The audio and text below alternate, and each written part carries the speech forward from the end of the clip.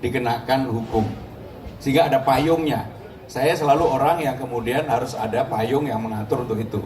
Kalau itu dilakukan, Pak Nur Hasan, saya yakin pasti pembagian dana untuk masjid, poti, musola dan sebagainya itu pasti akan bisa dilakukan.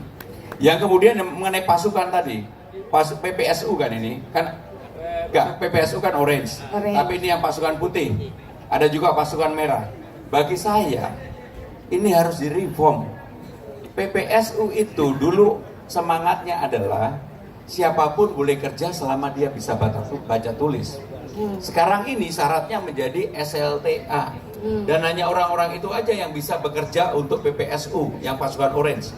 Padahal yang dibutuhkan bukan ijazahnya tetapi kemauan untuk bekerja. Dan kalau saya mendapatkan amanah ini saya rubah. Yang penting baca tulis SD aja juga boleh. Yes.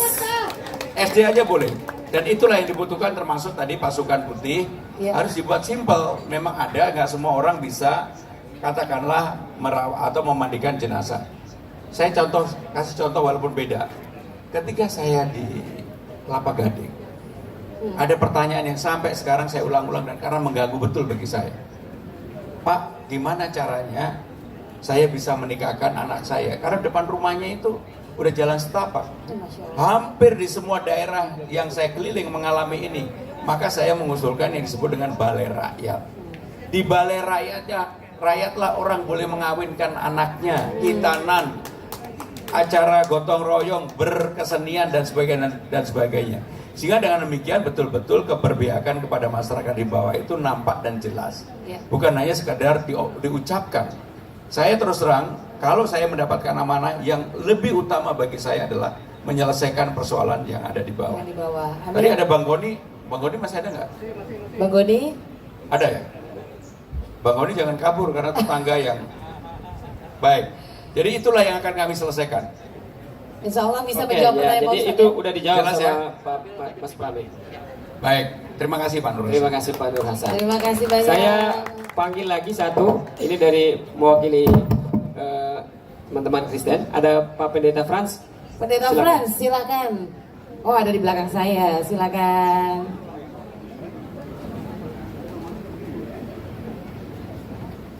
Assalamualaikum warahmatullahi wabarakatuh. Shalom, salam sejahtera. Ya, selamat sore Mas Pram. Nama saya Pendeta Frans. Ya, saya nggak bertanya tentang boti, ya. Jadi yang lebih menyangkut apa yang dirasakan umat Kristiani dan kaum minoritas. Kita masih bisa melihat, Mas Pram, kalau banyak di daerah-daerah juga masih terjadi intimidasi, ya. Kalau secara kepartaian saya sangat yakin, Mas, karena PDIP benar-benar menjaga itu dan saya yakin karena kebetulan saya adiknya Aberson Marley, Mas. Oke. Saya ingin, kan ucapan adalah doa.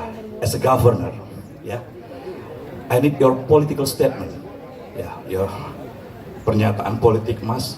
Bagaimana Mas menjamin apabila Mas duduk sebagai gubernur nantinya akan menjaga ini umat Kristiani untuk beribadah, bahkan doa di rumah pun boleh. Kan ada kejadian kan di daerah lain itu tidak terjadi di Jakarta. Dan juga kepada umat-umat yang lain dan juga teman-teman kita yang Tionghoa, saya sangat konsentrasi di sana karena saya dari kecil sampai dengan kuliah di Atmajaya selalu berteman dengan etnis Tionghoa. Nah, itu Mas, saya ingin mendengar political statement dari Mas Pram, bagaimana menjaga kami umat Kristiani dan umat-umat lain dan juga golongan minoritas. Thank you, Mas.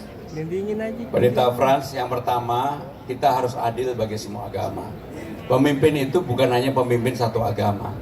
Kalau di umat Islam, ada yang namanya pergi umroh, haji, dan sebagainya yang dilakukan oleh pemerintah dalam hal ini. Maka sebagai pemimpin, kalau saya menjadi gubernur harus adil. Ada juga untuk Holy Land. Dan itu harus dilakukan. Tidak hanya untuk agama Islam misalnya. Harus ada adil. Nah, bagaimana political statement untuk itu? Bu, Pendeta Frans, saya ini lahir besar di satu partai. dan saya ditempa untuk itu. Termasuk saya adalah orang yang selama 27 tahun bersama Ibu Mega dan loyal untuk itu menjaga konstitusi. Konstitusi kita sebenarnya sudah mengatur untuk itu. Sehingga tidak perlu ada political statement. Siapapun yang menjadi gubernur wajib hukumnya menjaga pembukaan preambul Undang-Undang Dasar 45 yang menganut kesetaraan bagi semua agama di Republik ini. Itu. Sehingga dengan demikian clear, kalau memang nanti saya jadi gubernur, di tempatnya Pendeta Frans ada yang mengganggu itu, saya datang sendiri. Saya datang sendiri. Karena saya nggak punya beban, dan saya nggak mikir 5 tahun lagi harus jadi gubernur lagi, enggak. Benar-benar enggak. Makanya saya mau tidak populer, tetapi dikenang oleh warga Jakarta menjadi gubernur yang meletakkan sesuatu yang baru bagi kehidupan demokrasi. Amin. Terima kasih, Amin. Bu. Ya, Terima kasih banyak. Jadi itu udah dijawab tuh. Langsung. Ya. Terima kasih Oke, banyak terima Pendeta kasih, Pendeta Frans, Frans. dan juga jawaban yang sangat menyentuh hati dari Mas